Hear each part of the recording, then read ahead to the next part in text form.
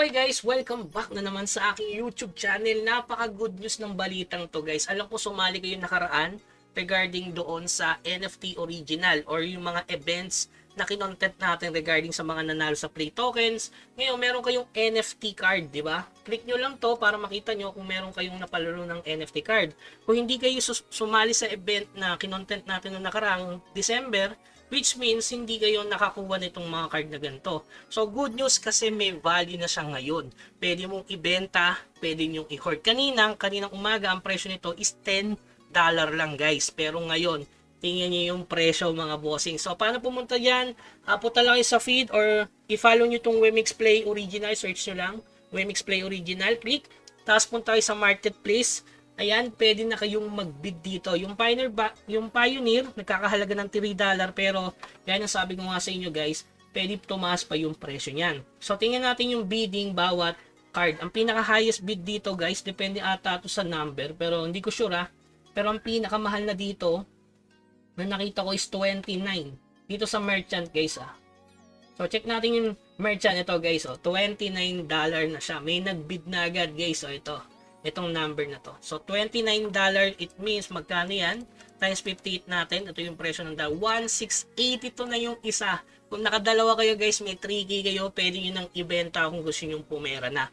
Pero gaya na sabi ko nga sa inyo, kaya tumaas ang presyo niyan dahil naglabas si Wemix regarding dito sa collectible cards. Itong deck na tinatawag. Kaya sa mga susunod, make sure na nakapalo kayo guys kasi kapag nilabas tong Play Tokens or yung mga events, dapat makasali kayo. Sayang yung card na makukuha nyo dito. Depende sa rarity, yung magiging benefits mo sa mga special event nila.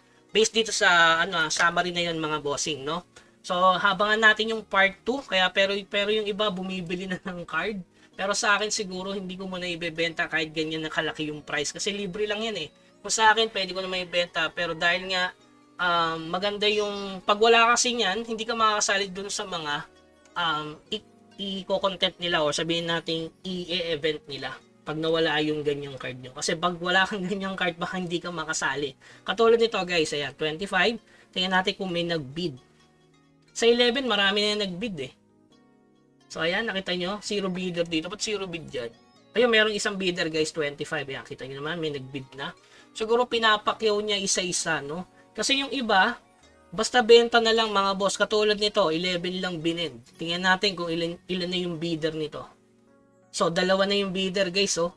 Aabutin ata to ng expiration. Sayang boss no, binenta mo agad. So, ayan. May nagbid na pangalawa. Pwede nga mag-place bid dyan. Pataas ng pataas yung price. Pero yung current na pinakamura, 60. Yung pinaka-normal sale ng isang merchant. Ayan guys, tumaas na siya. 60, it means 60 times 58. So, pumapalo siya ng 3,480. Baka sabi nga sa inyo guys, di ba? Baka magkaroon yan ng value. Ito na yung pagkakataon sa pinakamura. Ito, 30 guys, Yan, pataas na ng pataas yung price mga bossing. Yan, may nagbid agad. $30 mga boss. All time high 30. Okay? So, yun. So, yun lamang guys. Good news yan. Paano nga pala magbenta? Kuya Bags, paano ibebenta yan? Punta lang kayo dito. Ulit ko. Pwede nyo i-click to. Yan, tapos NFT, click nyo lang to.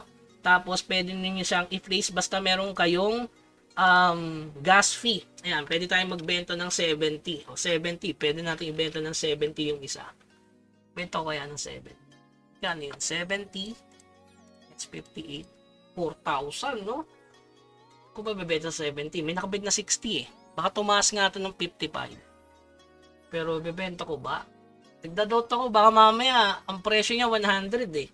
Since libre at dalawa naman, ano sa tingin nyo guys? Benta ba tayo? Pero sa tingin ko hoard lang mga bossing kasi daanin na lang natin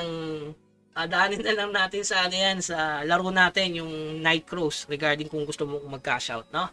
Okay? So yun lamang guys, congratulations sa mga merong card at sumali dun sa ating event nung nakaraan, December. So, congratulations sa inyo lalo kay Paring Loba. Nanalo pa ng Play Tokens. Meron ka pang card. Super solid. Naka 20k ka, no? Kung mabebenta mo to ng both 5k each. Okay? So, yun lamang guys. Keep grinding. Huwag kalimutan mag-subscribe sa ating channel. I-like nyo naman tong video na to. Hanggang sa muli. Paalam.